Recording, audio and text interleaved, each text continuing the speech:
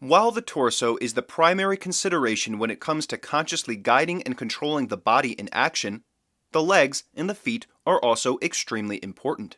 F.M. Alexander wrote, "The primary principle involved in attaining a correct standing position is the placing of the feet in that position which will ensure their greatest effect as base, pivot, and fulcrum, and thereby throw the limbs and trunk into that pose in which they may be correctly influenced and aided by the force of gravity." I think Alexander is essentially right about this, as does Jando Masuero, and yet Masuero also disagrees with him on which position of the feet ensures the greatest effect as base and pivot. This makes the question of the proper orientation of the feet all the more intriguing, and should tell us that this isn't going to be a simple matter. The leg is certainly more complex than the torso. The torso is essentially two boxes connected by a flexible jointed spine.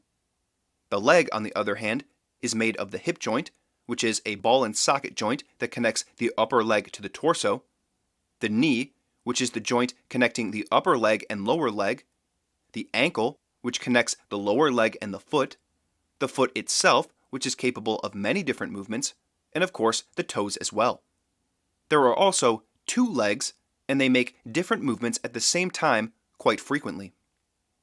The problems that manifest in the legs are of a complex nature. Not so complex that we won't be able to understand them. However, there are a number of pieces to put together. But what at first seems difficult to remember eventually becomes obvious. So let's dive right in.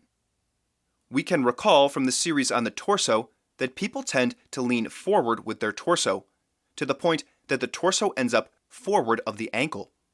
We saw that the IT band, an important fascia of the body, is made slack when the lower end of the torso is habitually rotated forward and down at the front.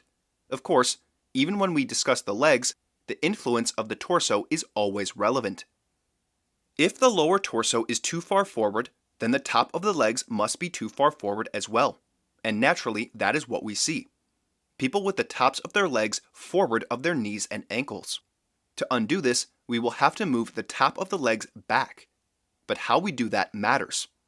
We've seen that people have a tendency to rotate their pelvis and raise the back of it by lowering the front. This is the first way in which we must be careful when we try to move our lower torso and upper legs backwards. We can't allow ourselves to fall into the habit of rotating the front of the pelvis down and lifting the back of the pelvis. We know we need to move the weight of the torso backwards, which means taking the weight off of the front of the feet and bringing it more onto the heels. We also need to take the weight off of the front of the knee and bring it to the back of the knee. Now, a basic question we can start with is, do we want the weight of our body to be on the inside of the foot or the outside of the foot? And similarly, do we want the weight on the inside of the knee or the outside of the knee? Unless you have some familiarity with the initial Alexander technique, I'm not sure this is something you would have considered in much detail before, so give it some thought. You can also try experimenting. If you lift your heels off the floor, which helps you keep your heels up for longer? Putting the weight on the inside of your feet or the outside of your feet? The inside of your knees or the outside of your knees? Give it a try. The answer to this question will help us begin to understand what is the desirable orientation of the feet. So join me in the next episode, and we will start to answer how we can best use our feet as a base and pivot.